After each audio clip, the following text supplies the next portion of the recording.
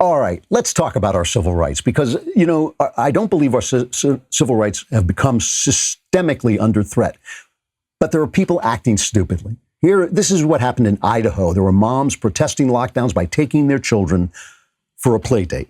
A lot of moms got together and took their children for a play date. A cop came in and threatened to arrest them if they dispersed. One of the moms said, go ahead, do it. And he was arrested. Here's some video of that. Move out of my way. Wait, where your kid? Can't play on the playground? I've got your kid, sir. As a person, does this make sense to you? As a person, not as a police officer, as a person, does this make sense to you? His mother is being arrested for being in touch with her kids. Letting her kids in the playground. He does not being arrested. Name or badge number as we speak. He doesn't have a mask on her clothes. Our children are playing in the playground. Can we please get out of there? You cannot arrest her.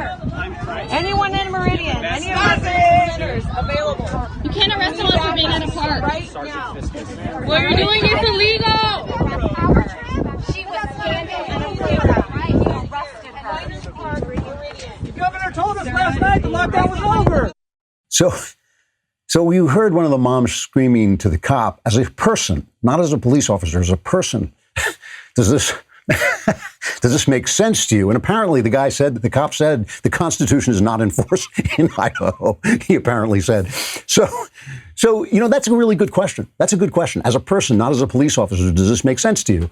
Because it was famously said that during World War II, after World War II, when the Americans and the Russians occupied and the British came in and they divvied up Berlin, that a lot of times the Jews trying to escape to the American side, they tried to escape to the American side and everybody else to the get away from the Soviets, and everybody else would stop them because the rules were the rules. And if you were living in a certain area, you were in the Soviet division and all this stuff. And the Americans would go like, yeah, I just didn't see you go by, because Americans knew sometimes you have to break the rules to do the right thing. That cop has forgotten how to be an American. He has forgotten it. I'm not saying he's a bad person. I'm just saying he's forgotten what we're doing here. As a person, if it doesn't make sense, if you want Americans to obey the law, you got to make American laws, right? It's not an American law. If you've got a mom handcuffed, and okay, she was an activist, she was making a protest, but if you've got a mom handcuffed for taking her kid to the park, you got to think about that. You got to ask yourself, am I making things better or am I making things worse? Bill Barr, the Attorney General,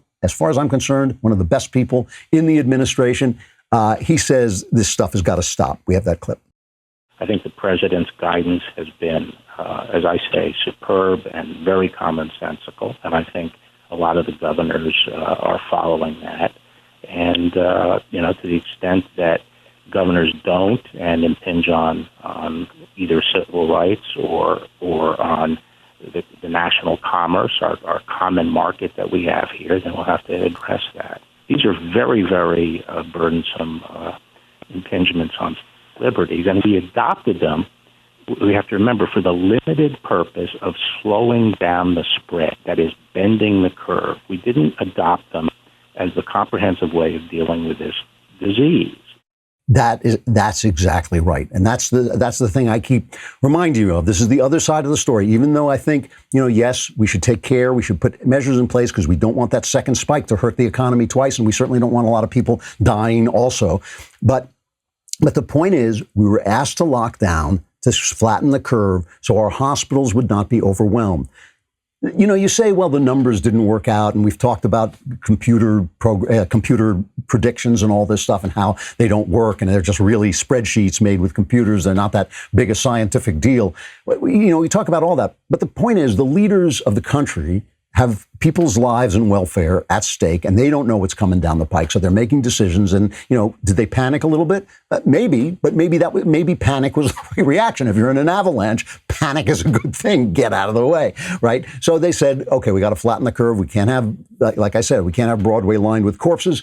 They flattened the curve. The hospitals have not been overwhelmed. This is not the flu. The death rates are very high and they're very compact. They're in small spaces and they're in small periods of time. And that's a disaster, right? If it doesn't matter if Montana is fine if New York is wiped off the face of the map. We're all going to feel that if New York is wiped off the face of the map. So we have to make sure that the hospitals in various places are not overwhelmed, but places are different. The curve has been flattened. it's time to start going back to work. The problem is this is not about right and left. It really isn't. This is about common sense. Like I said, it's more about Charbonneau and Scylla than it is about right and left, than it is about the right or the left. It's more about going between the two dangers that we face, which is the danger of a second spike and the danger of a depression, and getting to the other side.